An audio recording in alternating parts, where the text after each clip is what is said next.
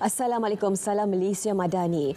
Tiada pihak ketiga yang pernah dilantik Kumpulan Wang Simpanan Malaysia KWSP bagi menguruskan sebarang permohonan pencarumnya. Pegawai Perhubungan dan Khidmat Nasihat KWSP Ammar Afifi Omar berkata, terdapat pelbagai taktik yang digunakan pihak tidak bertanggungjawab dengan tujuan memperdayakan ahli. Taktik terbaru skamer menggunakan kepala surat KWSP palsu bagi meyakinkan ahli sehingga terpedaya. Sehubungan itu, beliau memohon ahli KWSP agar tidak terpedaya dengan mana-mana iklan yang dikongsikan di media sosial selain daripada laman Facebook rasmi KWSP atau hadir ke pejabat berhampiran.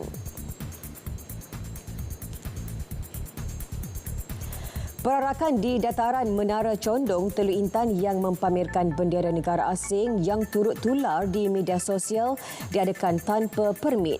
Ketua Polis Perak Datuk Azizi Mat Aris berketika mengesahkan perkara itu berkata, perarakan yang berunsurkan keagamaan dan melibatkan kereta berhias itu berlangsung dari pukul 8 malam hingga 11.30 malam semalam. Pihak polis telah memanggil penganjur untuk rakaman keterangan dan mereka juga akan diminta untuk mengemukakan semua peserta warga asing yang dipercayai dari China untuk membantu siasatan. Aduan berhubung ke janda itu diterima polis daripada seorang lelaki tempatan pada pukul 12.39 tengah malam tadi. Siasatan lanjut dijalankan di bawah Seksyen 9-1 Akta Perhimpunan Aman 2012 kerana mengadakan perarakan tanpa permit polis serta Seksyen 3-1 Akta Lambang Kebangsaan 1949 kerana mempamerkan lambang kebangsaan negara asing di tempat awam. Sementara itu, penganjur tampil memohon maaf dan mendakwa tindakan itu suatu yang tidak dirancang. Pengerusi Persatuan Kebudayaan Guan Gong Sun Bun Hua berkata, insiden tersebut dilakukan rombongan rakyat dari negara itu dalam sambutan Guan Gong Sedunia di Teluk Intan semalam. Jelas beliau tindakan mengibarkan bendera negara lain tidak sesekali dirancang dalam tentatif sedia ada oleh pihak pengelola.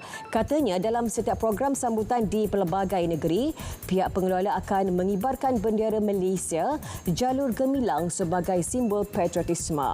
Perarakan dan sambutan di Teluk Intan tidak terkecuali.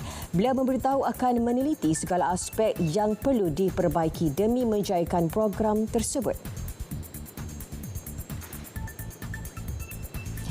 Suruhanjaya Pencegahan Rasuah Malaysia mencadangkan Kerajaan Persekutuan dan Kerajaan Negeri mewujudkan prosedur operasi standard SOP penguatkuasaan pelombongan berkaitan unsur nadir bumi REE.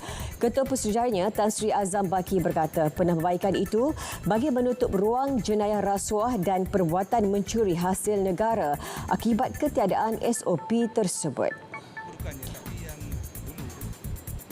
Daripada pengalaman siasatan kita, penggunaan hari ini tak ada SOP yang sebenarnya. Sebab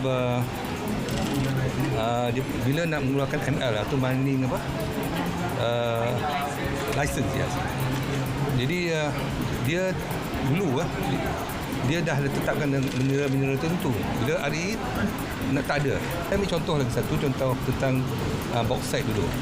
Dalam bauxite dulu pun sebenarnya tentang bauxite itself tak ada dia punya SOP-nya. Kemudian baru dirujukan tentang SOP yang khas, terutama sekali dalam bila nak mengeluarkan ML berkenaan. Itu maksud saya.